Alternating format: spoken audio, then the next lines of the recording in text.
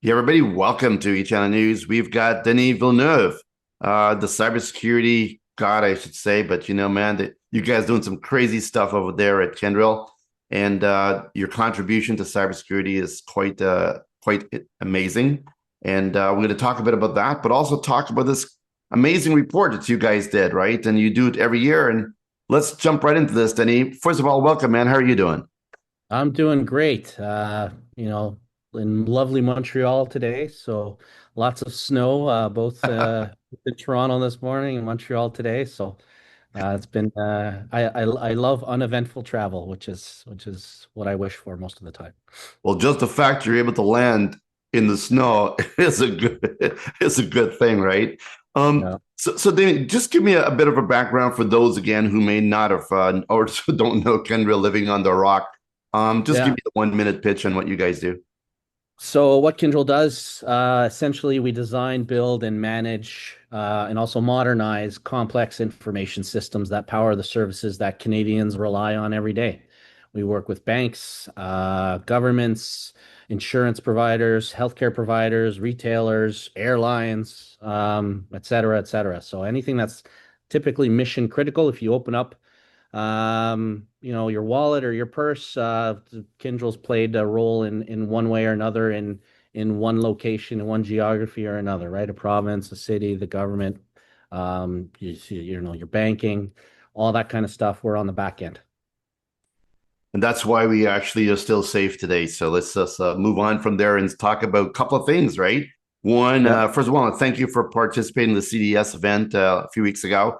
Your contribution was really valuable. But before that, you were in Calgary doing another, kind of a discussion, Yep. and then you've got this readiness report. So let's talk about the readiness report first, man. Tell us a bit about this report and how came about, and let's dig into what's in it. Well, we poll quite a bit of our the executives that we work with globally. Kyndryl's a global organization, operate in 60 countries. We've got over 70,000 employees supporting all of the biggest companies worldwide, right? So when we poll their executives, we get a pretty good sample size. From a Canadian perspective as well, we double down on that. 85% of Canadian organizations have had a significant cyber-related outage in the past year. Cyber attacks are a top external, business concern for Canadian executives at around 59%, saying that it's a significant concern for themselves. Only, 36% feel completely ready to manage a cyber attack, right? So 62% of them say that their infrastructure is not fully ready for future risks. Mm. But on the bright side, 74% of them are investing in AI powered, security solutions. That's their biggest investment. I like the way you guys talk about readiness and their concern. Like I'm concerned about it, but am I ready? You differentiate that. It's a very cool thinking, two buckets, if you will. What's your thoughts on that? Because a company could be concerned about it, but they're not ready. Um, 100%. So that's why we talk about, minimum viable operations or minimum viable organizations, or minimum compliant organizations with our customers. So that's, the full end-to-end viewpoint of cyber resilience. It's not only cyber, it could be a lot of the outages in our reports. The majority of them were human error, Mm. uh, might have fat fingered something, might have done an upgrade improperly, could have been external forces like network forces, the cloud flares, and the recent outages with the hyperscalers. So that affects readiness, right, and resilience. So taking that all into account, cyber is definitely one thing that is top of mind. And if you're protecting for cyber, are you also protecting for resilience as well? So we look at it from that holistic lens. If something happens, what's the game plan to get back up to at least a minimum operating status? and then figuring out how much is the investment from a readiness perspective that you need to make in that specific area, right? So there's a lot of conversations, and you're not only protecting yourself against cyber attacks, but a broad range of what ifs and what could happen, right? Such a great point, Denis, because when you look at resilience, like it's just general uptime. Like how much am I up, how much am I down? And cyber is maybe one of the nastier ones, but in general, there's a lot of things could impact people and businesses, right? Yeah. Are you finding that when we look at the resilience, are you finding that everybody's really looking at all of those different metrics as opposed to one or the other? And if so, which is the one that draws the most attention or gets the most time? Um, when you have which one draws the most attention? The one that the systems that generate the most revenue. If you really had to boil it down to that, it's you got to boil your applications and your systems and your infrastructure into your core applications and what's most strategic, and then other ancillary, and then you basically have to prioritize your risk according to that type of logic, right? So, what's going to affect us, our customers, and our bottom lines accordingly, and then the budgets sort of come from that too, right? You have to put the business case in place. Yeah. Yeah, and I was like, I'm always interested in comparing how Canada fares to other countries in all of these different things. And your report sort of outlines it. Actually, that was a fascinating part as I kind of looked at which countries and how they feel and all that stuff. But I know it's a little bit deeper in the data pack there. But Mhm. overall, how do you think Canada is faring if you look at the zoom out to the world with all of these different points that you guys ask your customers? Are we like last? Are we in the middle? Are we in the top 10? Where are we? We're doing fairly well. I believe Canada always leads from the north. We punch above our weight when it comes to cyber, when we come to a lot of things, right? Mm, The area that we are lacking is regulation, I feel. It's, out of almost 200 countries, there's over 100 cyber regulations that have been, proposed or implemented in the last 2 years. mm, Um, and our previous parliament, we had the bill in front, and then it just didn't pass. And now we've got a new bill with Bill C8 in Canada. mm, So that's coming to fruition. You got the Alberta cyber bill that's potentially brewing as well. It's coming out. Quebec's got some cyber. Ontario recently passed. That was really quick. Their cybersecurity AI and the bills that they had there. They had a few other things in that bill, but so with regulation mm, and compliance does elevate Canada a little bit more, and provides us a little bit more rigor to what we need to meet. Like I say, we do bunch above our weight. It's probably because our interactions with our southern neighbors and our European and Asian counterparts, and especially in the financial systems, considering that we do operations globally. So that elevates us because we have to meet the minimum requirements from a regulatory perspective. So readiness sort of follows that as well. mm. Yes. Yeah. Does Well, man, at the very least, we're not on the bottom. And Oh, you'd hate to be in the bottom in yeah, this on this list, my friend. yeah.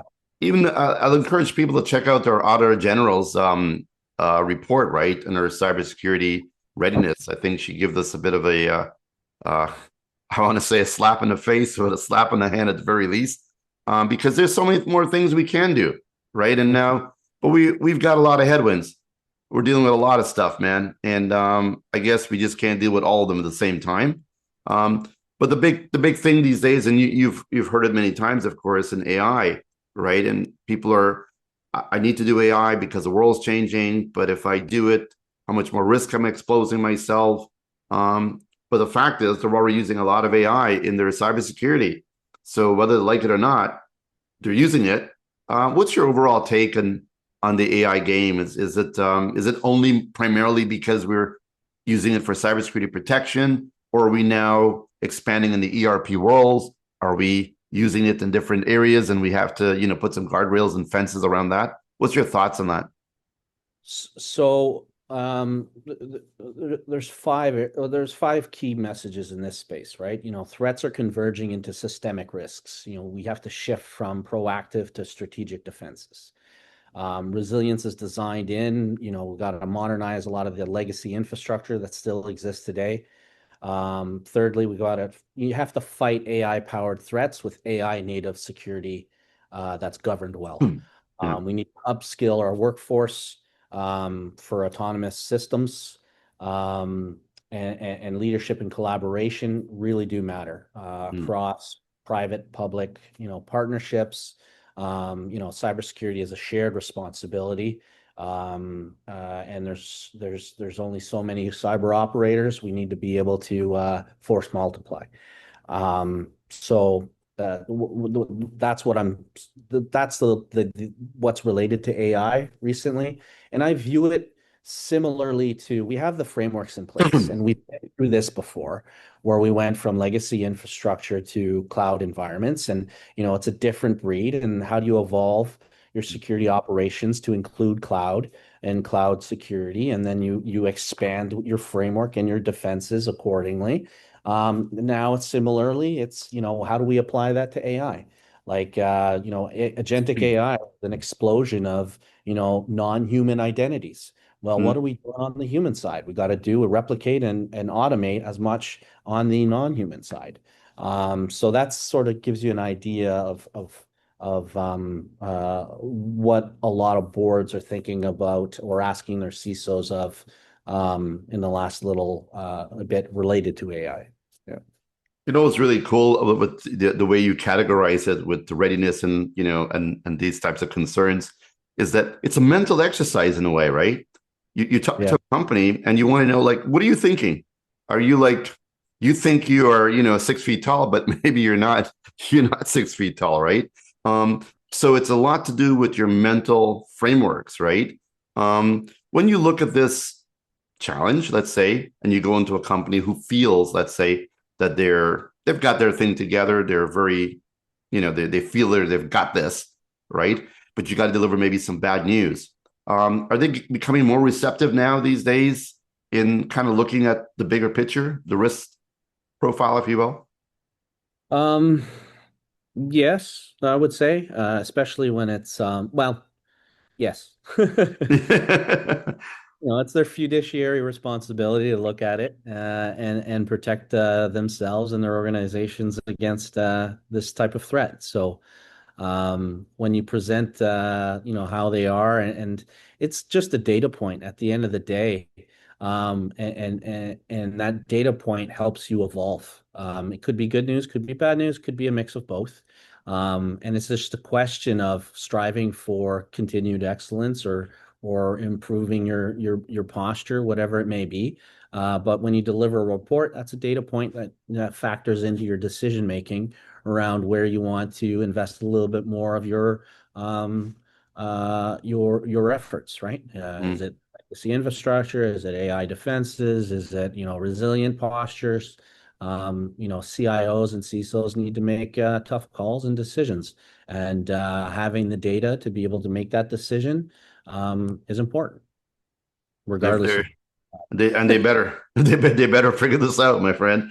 Yeah. Really cool stat that I saw in your report was 35% were not seeing a positive ROI on their AI integration as a top challenge. So about a third of the folks are looking at, hey man, we're not seeing some decent ROI, and we've seen the MIT study about this. We've seen some other companies who brought out studies that shows a lot of people doing AI, but there's not a lot of ROI yet. But is it just because we're just not at the end cycle of this yet? We're just at the experimental age of it. When you look at it, the hype cycle or crossing the chasm, have we crossed the chasm yet as a society with AI? Not necessarily. We're still to get to agentic, there's still a ways to go. A lot of, there's a lot of laggards in our communities and in our countries and society as a whole, right?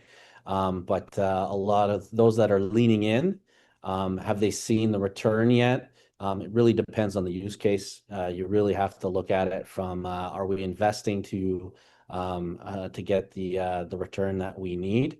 I do see. And it comes with upskilling. A lot of the organizations, we're doing a boatload of training on agentic AI and AI in within Kyndryl, bringing frameworks to our customers around digital trust for agentic AI, figuring out how to surround yourself as an individual with agentic AI agents to be part of your team to do more, and just expand your capabilities. And then we have to secure that, obviously. But the more we grow as a society to be able to accept that, 1 + 1 = 3, like being able to like you'll use two agentic AI agents to do what you typically do with yourself and maybe for others. That's where you're going to start seeing the ROI. It's hard to paint, but I hope I tried to put that into perspective. No, I think you're right in the right direction there, my friend. Because one of the things I also read in your report is about you know, it's like everybody's moving towards more automation, right? It's kind of a Captain Obvious statement, Yeah. and it just feels like the ability to have these AI agents, this army of AI agents, is sort of like the frontier, and we just got to make sure that if we unleash these AI agents, we know what they do with each other, what they do to each other, how maybe they go around, bypass, or even create agents that can do these things. So it just seems that we're moving in that direction. So I'm assuming that one of the things you guys are doing is helping them to put some frameworks around how to approach this and not just go crazy. Am I right, or is that what? Hmm. Yes. You're not gotta apply the frameworks and the lessons learned from decades of managing mission critical infrastructure and applications. You just apply the same logic to AI and make sure you put the proper guardrails in place. There's different technologies, obviously, that are in the mix. Some better than others, but as long as you've got a firm understanding and good governance baked into rolling these type of programs out, we'll be successful in the end. I think, we've been successful in other ventures or in other technologies, and Yeah. I think we'll get there here as well. Yeah, crawl, walk, run, my friends, because I know there's a bunch of people, man, and companies want to get that paycheck because they want to just go, go, go, go, go, right? But it could be a negative, if you do this wrong. Yeah. Let's jump over to the chat you had with the I think it was some CISOs and CIOs in Calgary, and what was that about, and what's the outcome there? In Calgary, that was more of a CIO exchange or association type of like panel. It was Yeah, really around, applying zero trust and resilience in organizations that were there. And it was a lot of the commonalities came out from, my quarterly CISO exchange that we do with Kyndryl and the CISOs that we have. It's really about implementing controls, having good. There was very much around the governance and the communications between stakeholders and executives during, resilient or during outages or cyber attacks or what it may be. And with the CISO exchange, it's really around, data governance. What That's the other one big piece was around data governance around AI. What does the AI have access to? What can it create or create as a new data set? Can it all that kind of stuff? How do we label or put in programs for data protection in our organizations that have petabytes of information, and how do we classify that quickly, leveraging AI tools, but then apply the right frameworks to protect uh, the AI tool set that has access to it to pull its understanding or analysis from. And then there's the agentic, the non-human identity aspect of things and the proliferation that exists there.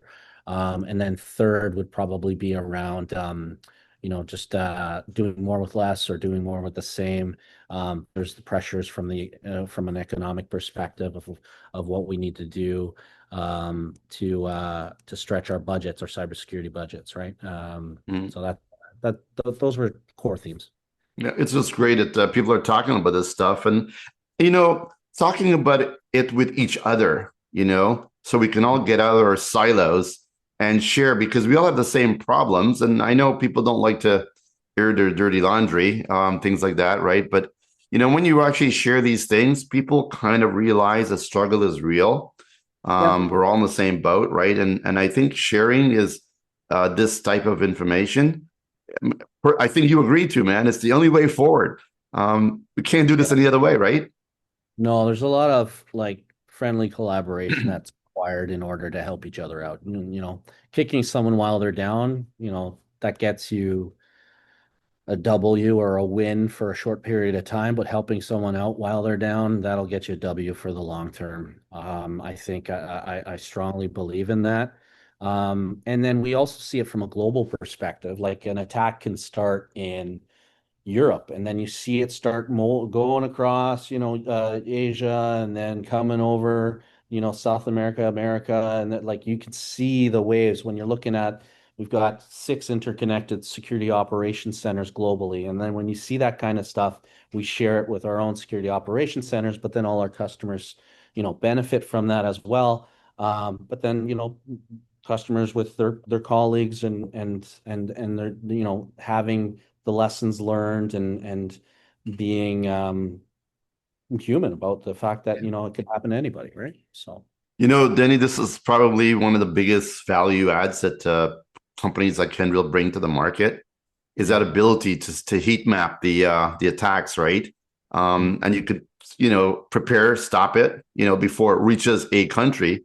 So just being able to know the origin of it, have a little bit of experience, being able to have a warnings. It's almost like a tsunami, It's Yeah. really cool to have a little tsunami warning, I guess. I don't know if that's a good analogy or not, but somewhere there. When you see it wave across the earth, yeah. Bam, run. One of the question I had for the group that you mentioned, but are people talking now about data sovereignty a little bit more? Is that becoming a bigger issue these days? Yeah, I've had a few conversations around that. The US Cloud Act and what can happen with that and all Yeah. that. We got to be. So it is a concern for a few boards. But I do see because I do security, I cover resiliency, and I cover high performance compute for next gen AI. So building, next gen data centers. I'm in one right now to protect. Well, for a lot of clients, it's all about data sovereignty, right? You just Mm, had the recent, what was it yesterday? A massive announcement by Microsoft about what they're going to be investing in Canada and mm, the AI infrastructure and data sovereignty. So you've got hyperscalers investing in Canada and data sovereignty. You've got corporations that invest in their own data centers. So it's a massive. You've got private equity investing in data centers. Like you've got it's just and then you've got other executives that are saying that to be able to do as much as what we're looking to do with AI, we have to have so much power, energy, etc. And Canada has it. mm. Some people say we don't have the cards. We have the cards. We have the power. We have the energy. We have the free cooling. Like we have the We ability got to the do water too. that. The water too. Like Yeah. that's that's where we have to, lead from the north. I strongly believe that. So Totally, man. I actually follow a lot in data centers. They're growing like wildfire. yeah, And in the US, I don't think they have the energy necessary. But also at the same time, they're putting these data centers a little bit too close to, human population. And maybe that's going to have a different impact. But look, I think with what we do here with our clean energy as well, our nuclear capabilities and so on, this is definitely a major, play card that we can throw down. Loving that stuff, man. let me add to that too. And those that don't know, I am Cree. I'm indigenous, right? So in having the whole aspect of protecting our waterways, protecting our communities, there's a lot of frameworks that could be applied to data center bills, that lead certification, all that kind of stuff. Like re all the heat and energy can go and heat a home or heat a community center next to it, type of thing. So Yeah. there are concepts that relate to that, and not only like Canadian sovereignty, but Indigenous sovereignty and stuff like that for First Nations. So I'm seeing a lot of that as well. So Critically important too, because look, we only have this one planet apparently, right? And we've got this land that's when I look at Canada, like the most beautiful piece of land on the planet, and we just got to make sure we don't destroy it and protect it. And it's all hands on deck, right? yeah. And if we could play the right game and the long game, right, and figure out how to leverage all this technology, I think the brains we've got can shape wherever we're going. So keep up the great work, man. And just let me know how I can go in there and help. And we're all in. Wrapping this up here, Denis, what is any more data points that you want to mention from the report, and how is the best way for them to get their hands on it? Yeah. So just to close, Canadian leaders, we're taking action, with better tools, automation, clear governance, and the readiness gap is closing, so which is good. So our role is to help design resilient foundations and operate them from day to day. The readiness report is on our website. Happy to share and have conversations with those around it. But yeah, so that's what we're here. There you go. Look, man, download that report, check it all out. It's good stuff. A lot of research and report goes, people do a lot of these things, right? And the one cool thing is it's cool to have the report to kind of give a snapshot of what people are thinking and et cetera, et cetera. But it's much cooler when you're actually able to say, okay, great, we got it. Here's the 5 things you got to do, right, to get into the game. And it seems like we're all in this quartile world, If you want to be in the top right quadrant, whatever, people talk about, here's the things you need to do. You need to move the needle up on your Yeah. business. And it's just not one thing, it's a whole bunch of things. And you guys just identify those things and help people move it up, I'm assuming. It's not only from the readiness report. The readiness report does pull data from Kyndryl Bridge. So those that don't know, we have Kyndryl Bridge that helps us operate infrastructure for our clients and gives us end-to-end visibility into their infrastructure, right? So we pull data points from that, and being able to pinpoint, this system will go down because of XYZ, like running out of memory, doing what running a certificate that's going to be out, and being proactive in our approach helps us get more ready. It also gives us a perspective from a global perspective. Here's where you are with what we manage, and you're in the upper quartile or whatever it may be, and here's, like, we have visibility into your other environments, and it's not necessarily at the other area that it needs to be. We can pull you up and help you get there, or give you some advice on how to do it. But as I said, earlier on in the interview, it's just a data point. But with those data points, you can make strategic decisions and tactical projects to be able to implement and improve.